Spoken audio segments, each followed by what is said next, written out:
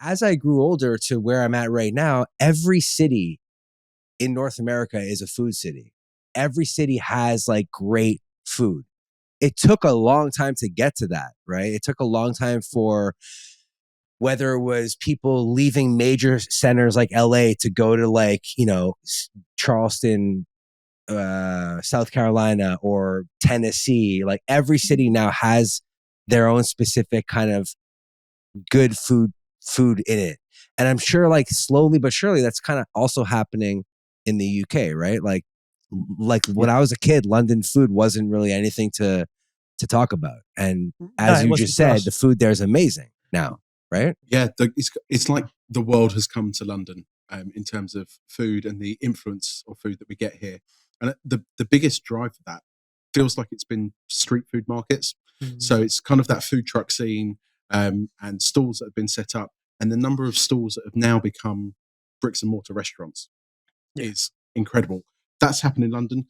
And it's also happened in the big cities, Manchester, Birmingham, Liverpool. They've all got incredible food scenes themselves. And I think there's two parts to it. You need somebody who's got the guts to go and do it and say, right, no, I'm going to go and do Sri Lankan food. I'm going to do the best Sri Lankan street food that I can in Manchester. And that's one thing, but then you also need the customers. You need the education for people to go, do you know what? I want to try that. Or I've had this before somewhere else and I want to have it again. Now I can get it here. And you need to build up that community. And I think social media has really helped with that. Definitely. Because people have started following the Instagram accounts of people that are running these street food stalls or food trucks and go, right, we're going to be here at this market on this day and this is what we're serving. And you've got this picture of the most amazing looking food. And that causes a queue. And then you've got a queue, you've got custom, and they can grow from that. And I think that's been the amazing thing that's happened over the last few years.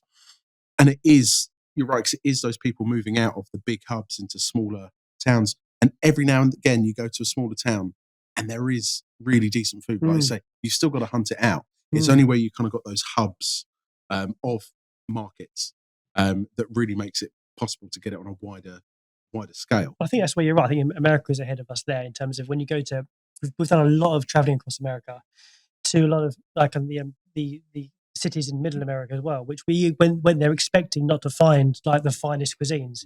But again, I think America's probably more culturally diverse in the cities where there's a much bigger influence. Where you go into the middle and you're in like the next biggest Korean population other than Korea itself is in this city. So of course the Korean food is going to be amazing.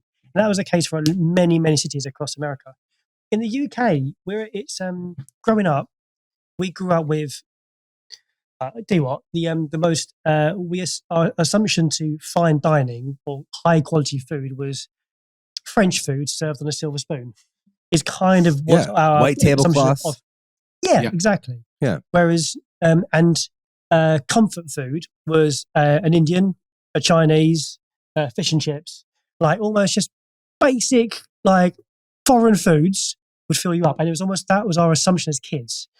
Now, growing up, because I think as time because of social media and everyone having a voice and rightly so, we're all kind of it's a cultural hot pot. All the time. London is every type of cuisine, every type of foreign influence in London is there. You're spoiled for choice, and suddenly there is what we were eating back then of the general curry wasn't actually an Indian curry at all. It was a British version of a curry that was awful. Our minds are there's so much opportunity to think bigger now because of social media.